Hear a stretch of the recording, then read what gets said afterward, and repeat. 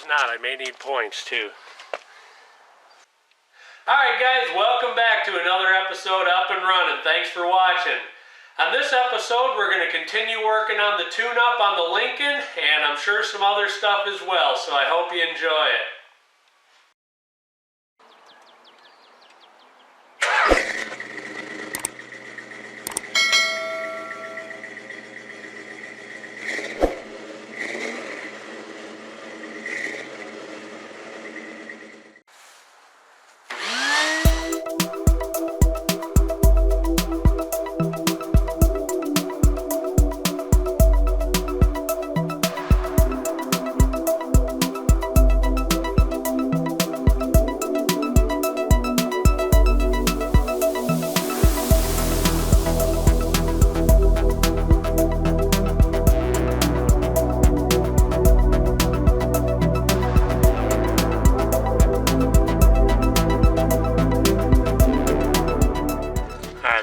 Marks are right down there. I'm going to try to just sand on them a little bit, see if we can get them so they're legible.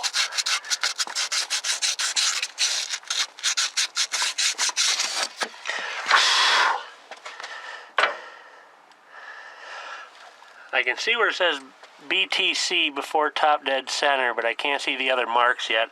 I'm going to sand on them just a little bit yet and then get something to wipe that off. Alright, so I cleaned the marks up, and right there is 10 degrees before top dead center. Depending where I looked, I saw it anywhere from 4 degrees to 10 degrees. 4 degrees doesn't sound like enough timing. 10 degrees sounds more of along the lines of what I'm typically used to on these engines. So I marked 10 degrees, and we can kind of play with it, once we drive it a little bit. Alright, so here's the coil on this thing. I don't even know that I want to even mess with it. If you look at it, the end's all kind of chewed up on it. So this thing is not the best anyway. I think I'm just going to replace it. Just buy a new one because, that thing is in bad shape anyway. And see if I have spark from that point. I really suspect the coil's bad in this, and I think that'll clear it up. It kind of explains yesterday when I was driving it, it was kind of spitting and sputtering a lot, and I have a feeling it was probably starting to die. So regardless, one way or another, it needs a new coil. So we'll start there and get it taken care of. Alright, I didn't do this belt earlier, so I'm going to go ahead and do this now.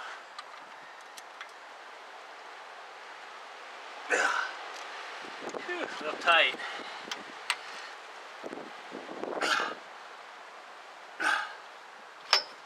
Alright, go.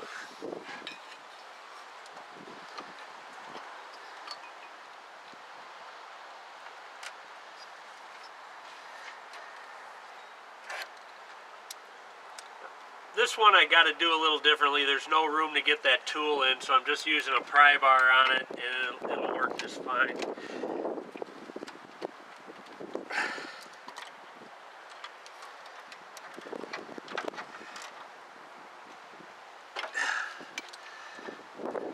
Alright, nice and tight. Something that is a must-have when you're working on these cars are good manuals. The internet is wonderful as well. A lot of times you can just take the manual right out of the car with you. I know you can use your phone, but sometimes you get a lot of sketchy information on the internet where, here everything's right in here. So here under Lincoln, tune-up specs, 68, 69, 460 cubic inch. It gives you the spark plugs, the gap 34 thousandths, the point dwell 26 to 31, 17 thousandths point gap, 10 degrees before top dead center on the timing, so on and so forth. So there's a lot of good information in these books, and they're very helpful. Alright, so I'm going to pull all these spark plugs out, and what I did is I ran all the wires in the corresponding order and snapped them into place so I won't miswire this thing when I'm done. I ordered new spark plug wires as well, so they'll be here in a day.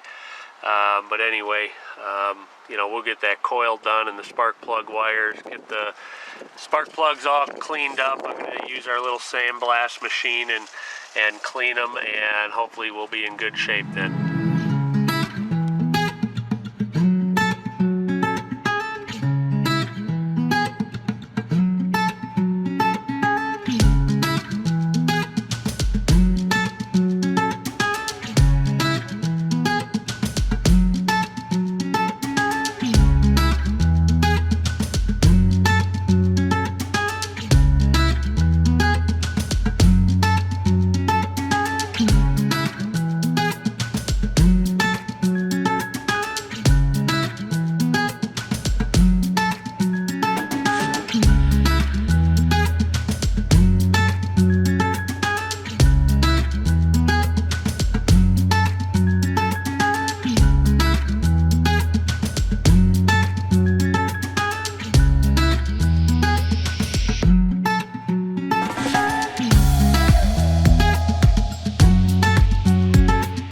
I got the spark plugs out. They all look basically about just like that. So I'm going to go ahead and get these cleaned up, and we can get them put back in. And then this is the 4 that were on this side. So you can see they all look about the same, and we're going to get them sandblasted and put in. Alright, I just got a call from Jake down at the shop. He asked if I could help him for a little bit, so we're going to fire up the old company car and go help him out for a little bit. At the same time, then we'll sandblast the spark plug, so make a little bit better use of our time.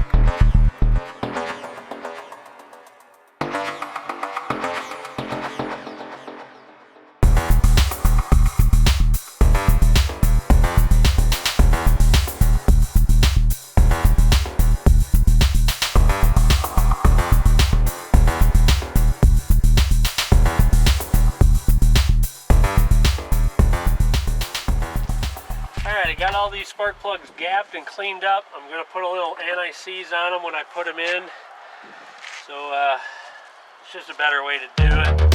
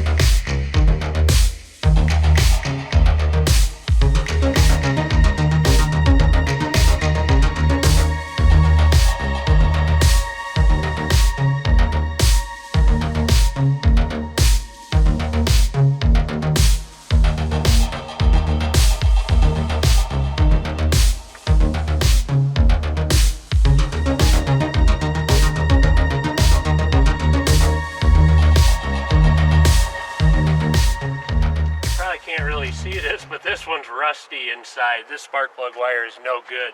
Good thing we got new ones ordered. I'll stick it back on just for the fun of it, but it definitely needs to be replaced. Alright, we got them all done. Like I said, we're going to put new spark plug wires on here because these are not good. You know, they don't fit where they're darn. They're probably just generic ones that aren't necessarily even for this vehicle. So anyway, that'll do that job.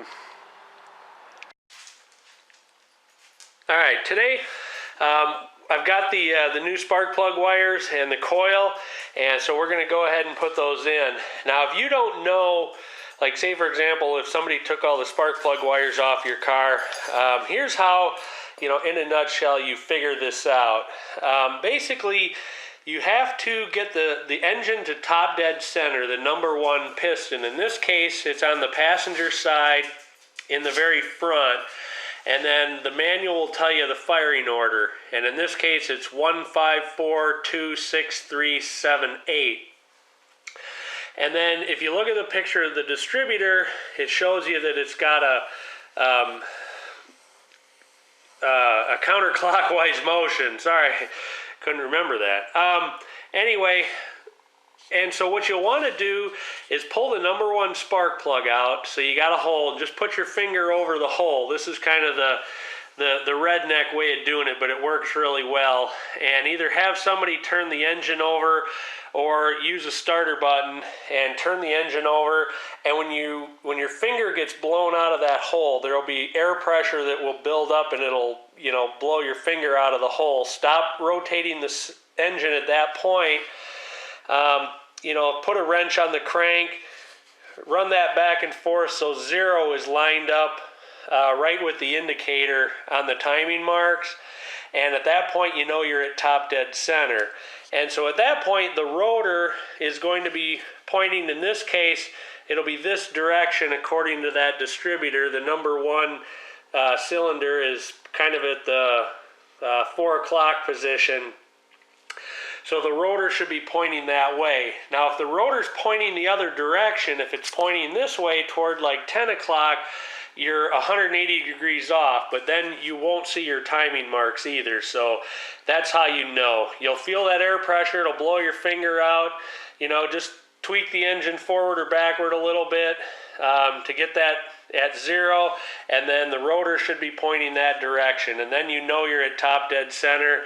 And so you know that's spark plug number 1, that's number 5, that's number 4, and so on all the way around it. So that's how you do that. So luckily ours are all hooked up, and I know this, you know, did run fairly smoothly so at one point, so I know the order's correct, but I always still double check it just to make sure when I'm putting the wires back in, just so there's no problems. All right, well, let's go out and put the new parts on. Now, another place to check the firing order on a car is on the intake manifold. On most of these old cars, you can kind of see it there, I think. You can verify it there that it, you know, what you think the firing order is matches. Because if it's got the original intake on it, typically even an intake that fits, that firing order will be correct. So be sure to double check that. I wrote it down as well on a piece of paper, just so I can make sure that everything gets put in place properly. Alright, that's going to wrap it up for another episode Up and Running. Thanks for watching. Come back next time, we'll keep working on the Lincoln.